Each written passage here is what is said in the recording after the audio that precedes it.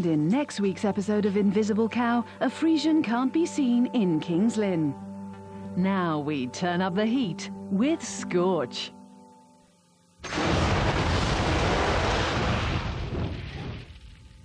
Hi. You're watching Scorch, a brilliant TV show. First up, today's entertainment news. Fatboy Slim has admitted he's been growing ears since birth. The Brighton DJ has cultivated the growths on either side of his head. Experts believe he's using them to hear noises. Donny Osmond, Westlife, Destiny's Child and Denise Van Outen are amongst the celebrities appearing in this news clip. Other stars appearing include Hearsay, Samuel L. Jackson and Steps. Telly heartthrob Mark Jeffries is set to star in a new film based on the life of a throat lozenge salesman. We caught up with him just after he'd heard the news. Very excited, yeah, very much looking forward to it. In fact, I'm urinating in my trousers right now. Go on, have a fucking look. Look at the piss on my trousers. I didn't mean that.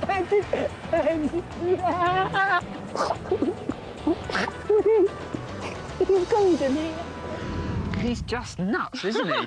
Yeah, but did you know that in his loft, he's got a collection of cats' heads on turntables hooked up to an exercise bike, so that when he pedals, the head sort of revolves. That's quite balmy, really. Absolutely. Now, as everyone agrees, celebrities are just the best. They're probably the closest thing we've got to first-class humans. But what is it that makes stars better than ordinary people like you?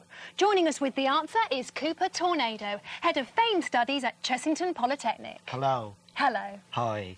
Great. Now, Cooper, do you think that famous people actually have different genetic differences from ordinary people, which makes them stand out and be so popular and special? That's right, Jezebel. I've studied very closely over 10,000 famous people, going as far back as Charlie Chaplin, right to the post-war era, people like Mark Bolan, Eddie Izzard, Alison Moyet, and into the present, Caprice, Jamie Oliver, Jordan, the guys from Wheatus. All so famous. And what my studies have found is that famous people are genetically, biologically and mentally different from everyday folk. It's almost as if some people are programmed from birth to grab the headline. Would that include Barry Bulsara? No, that's different. So, could you give us any examples of how stars are much better than ordinary paid people? Sure, let's take a basic everyday activity like walking. Now, most people, thank God, can walk. But I've some footage here of the really famous Victoria Beckham walking. Let's see how she does it. Now, you can see immediately that Posh is a star. See how she lifts that back foot there? Yeah. Just exactly enough to leave what I've termed famous space between her foot and the floor. Now, she lifts the other foot in exactly the same fashion, and she's effortlessly moved her famous feet in a way no ordinary person could. Well, let's compare. We secretly filmed a nobody earlier on, so what do you make of this? Now, this guy is clearly no Victoria Beckham. There's no poise to his walk. His feet are moving in a non-famous way. And he looks poor and unpopular. No one would ever want to photograph this man. Except perhaps the police. So, will it ever be possible for ordinary people to become as good as stars? No.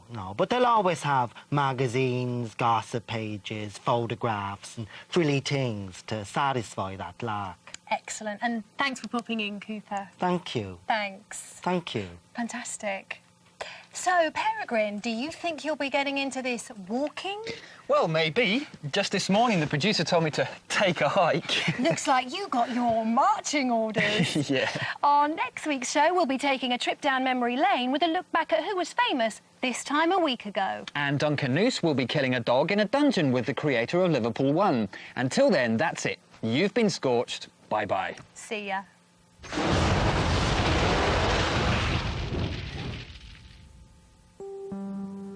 That was Scorch. Now on TV Go Home, Tower of Babel.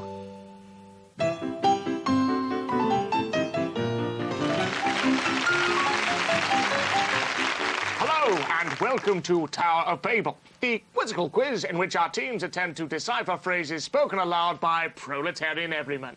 Joining us are Mimsy Hoppington, Carton Sandwich Jailer, and Ib Nestek. So, without further ado, or indeed, further ado, let's have our first speaker.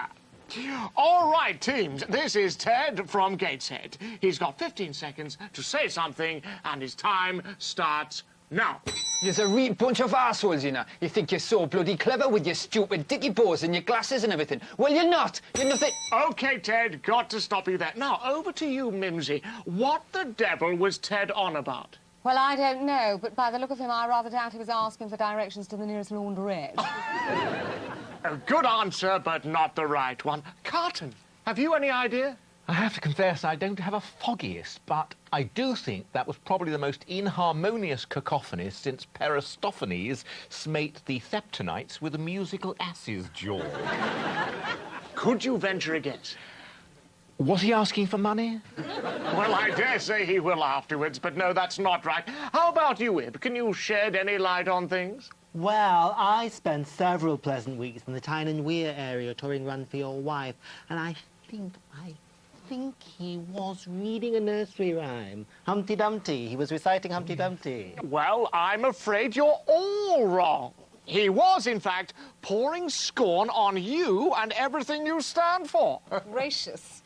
I trust he'll pour it more intelligibly next time. You're a frightful little man, Ted. Couldn't we have him hanged, Brian? We can certainly look into it for you, Carton. And that harpsichordal flourish, of course, means we've run out of time. We'll have more garbling plebs for our teams next week. Until then, go out of it! Or for those of you watching in English, goodbye! Over on TV Go Home 2 tonight, an evening of programmes dedicated to humdrum blandness in Mundanity Night. At 8 o'clock, there's heterosexual maths. And at 8:30, Graham Norton counts down the 100 greatest TV coughs. And rounding things off at 10, Harrison Ford enjoys a lunchtime meal in Indiana Jones and the Nice Gammon Steak. Now we pay another visit to Daily Mail Island. For the past year, 12 volunteers have given up their careers, possessions and lives to participate in a social experiment on the remote Welsh island of Llandudno. With a right-wing tabloid as their only source of information, these people make up the inhabitants of Daily Mail Island. Before arriving on the island, most of the volunteers avoided the Daily Mail. It's just drivel. Oh, it's far too right-wing. I don't really read the papers. Oh, it's a disgusting, sad little thing. Well, in a truly free society, it would be banned. With one exception. Well, it's the only paper that knows what's going on and isn't afraid to say so. At their first meeting, Des proposes using bottle tops as a form of currency. Why don't we have a vote and just see how we get on? Bottle tops, vote for. Thank you. Largely uninterested, the islanders pass a vote of yes. Carry. You have to have a monetary system. Without one, you're effectively saying, hey, I'm no more sophisticated than an animal. I basically function on the same level as a hen. We humoured him, basically. I mean, what use do we have for a currency here? There are two reasons I chose bottle tops for the currency. Firstly, they're very durable. And secondly, I brought these with me. Despite a slow start, after 3 weeks of mail reading, interest in bottle tops starts to flourish. Thank you very much. Super. But the success of the currency brings its own problems. What are you doing? I'm just removing the bottle tops. For security purposes, I thought somebody might steal them. Well, where are you going to put them? In a safe place, so that nobody would steal Well, them. from where I'm standing, it looks like you're trying to steal them yourself.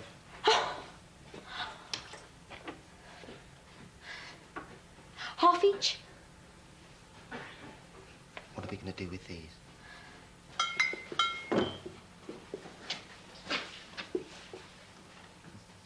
But in week 5, the thriving currency runs into trouble. The producers have asked us to stop using the bottle tops because they're dangerous. Why? Well, because they think small children can cut their hands on them, and they've suggested we use pebbles. Anyone have a problem with that? Oh, yes, I have a problem.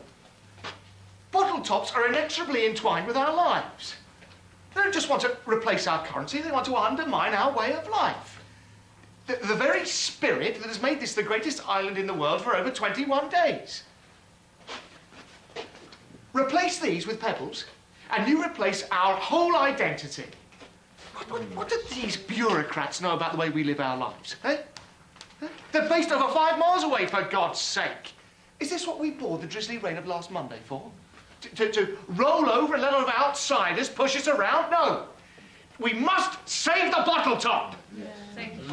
Save the bottle top. The pebble. Save the bottle top. Save the bottle top. Save the... So I've got a bandage? 5 bottle tops. 4. 4 on a bread roll. All right, done. And now on TV Go Home, a series of subtle parodies of leading commercials. Later on TV Go Home, at 7, blockbuster action in Angry Penis Wars. At 8:45, we catch up with the latest goings-on in geometrically confusing soap, Oval Square. And at 9:15, blood on the carpet in the Cornish Balloon Factory in Cornish Balloon Factory. Sales of the new party range have been disappointing. Mike decides it's time to take Colin to task. I mean, these balloons, they're just terrible. And look at that. Next on TV Go Home, primetime fun in Pleb Dazzle Party.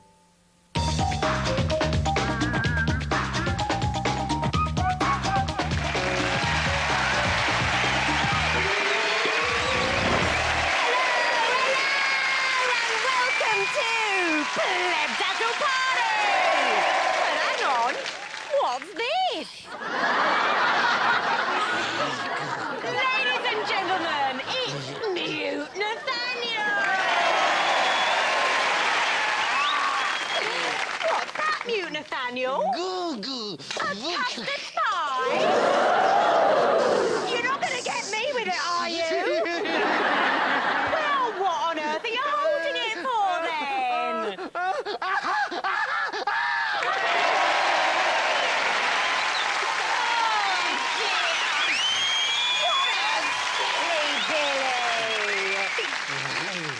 But wait, what's this?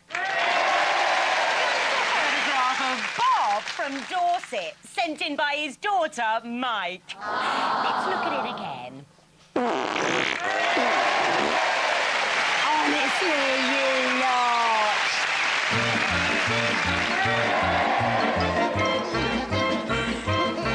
round of applause,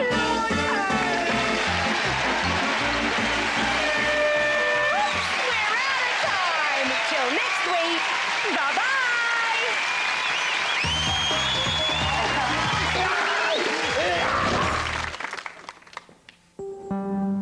Next on TV Go Home, time for another look back through the bygone lanes of yesterday's memories in I Love Them.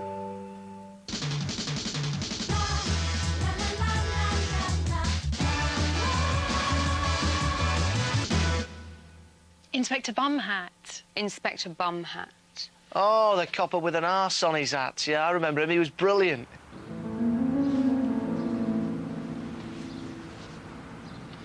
This looks straightforward enough, Inspector. It's clearly a suicide. Yes. Well, gangster, a closer look often pays dividends.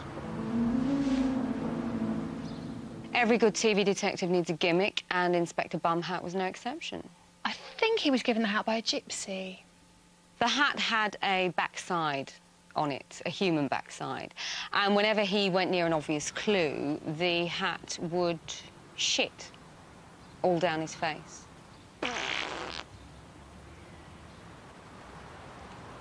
Gangster, let me ask you a question. If you were to write a suicide note, why would you write it on a piece of graph paper?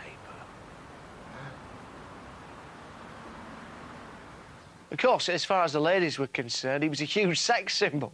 He had all the things they go for. He was stern, he was commanding. He was covered in shite. I don't care what he says the numbers are. These designs have 9 boxes to the inch, and the client specified 10. Mr. Harding, there's a policeman here to see you. Not that blasted fool Bumhat again. Tell him I'm in a meeting. I'm afraid He's already here. Hello, Harding. That's okay, Julie. Don't fetch our guests any coffee, they're not staying. So tell me, Inspector, is it my aftershave or your love of the graph paper industry that brings you here so often? Unfortunately, neither. I'm sure I don't need to remind you. I'm investigating a murder. And as I'm sure I don't need to remind you, Inspector, on the night in question I was in Germany, giving a keynote address at the Berlin Grafenpaperblatt convention. Ask a witness. There were several hundred people there, so I'm sure even you can find someone to talk to, Inspector Bumhat.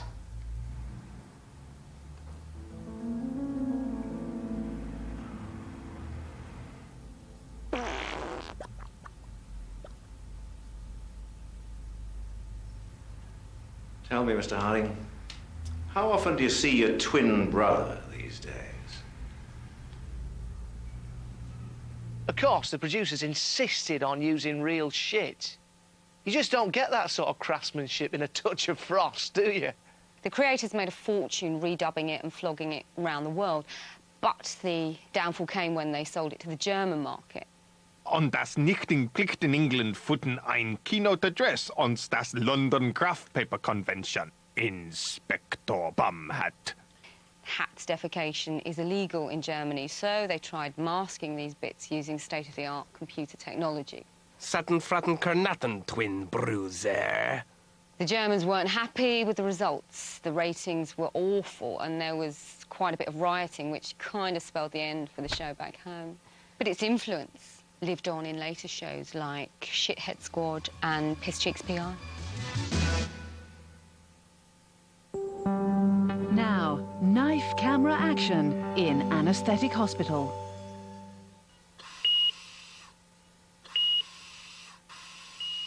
Christ! Oh, it looks disgusting, doesn't it? All that blood and guts sloshing about. Gauging pressure. Oh, it's like something out of Alien. Pressure gauged. Oh, imagine if an alien leapt out of that hole and grabbed you by the throat. Preparing for emergency incision. Oh, I bet that'd put you off. Oh, that'd make you slip with a knife. Making incision. There! Stop it, man! There! I am an alien. There! Oh, I told you it'd bugger you up. Quick, pass me 50 milligrams of fedostrian. There is the serum master. There. Administering fedostrian. Oh, you'll be struck off if you keep doing that sort of thing. Oh, that stinks. Oh, makes his blood stink like pure shit. Sealing severed node. God, how can you dangle your things amongst all that bubbling mess? Oh, stinks like wet shit on fire. Shut up! Oh, God. Well, imagine if you puked in his body, like threw up right on his heart. I must have silence! Oh, and as his heart kept ticking, it flicked bits of puked up sweet corn back in your face. Shut up! Oh, God. Oh, what with all the blood and the stink and bits of your own puke pinging back and forth? Making incision. Oh, God, I reckon you'd start puking up again. Oh. Murderer! Murderer! Murderer!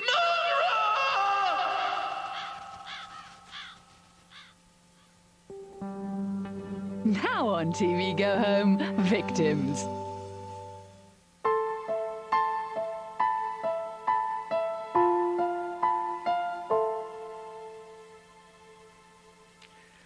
Hello.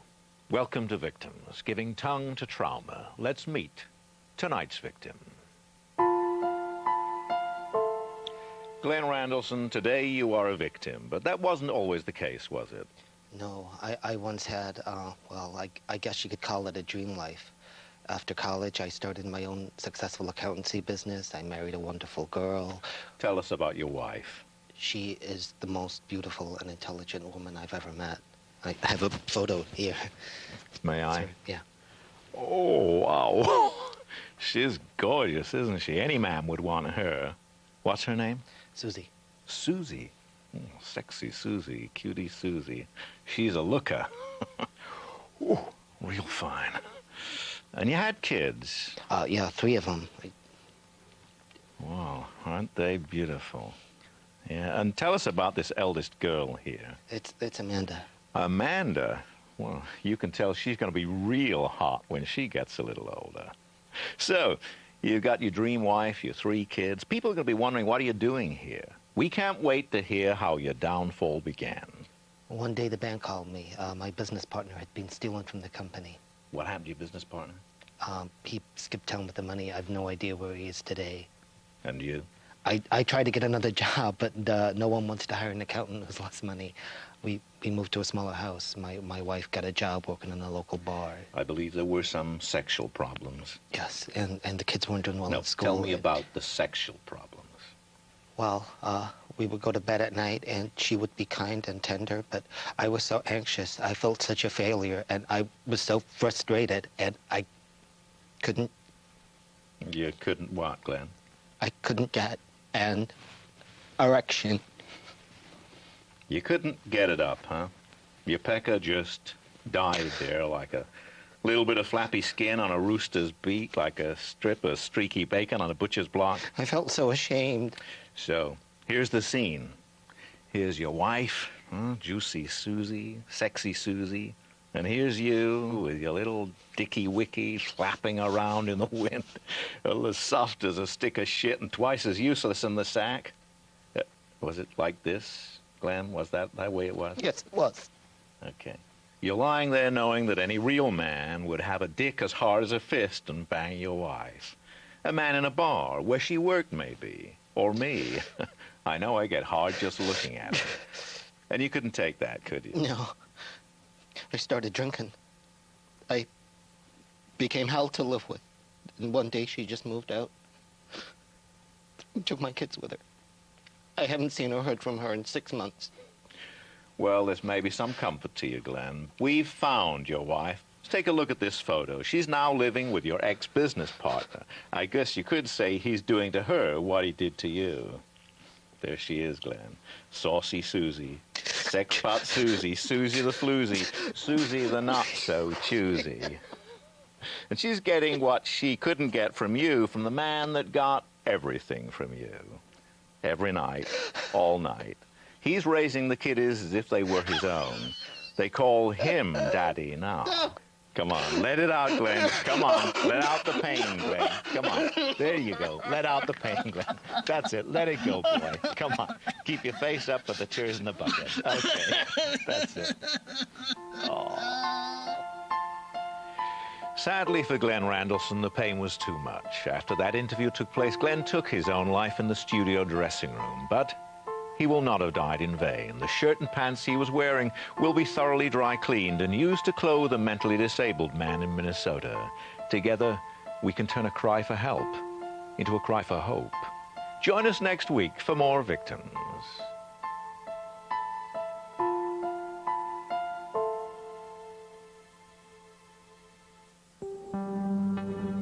That's all for TV Go Home this evening. Good night.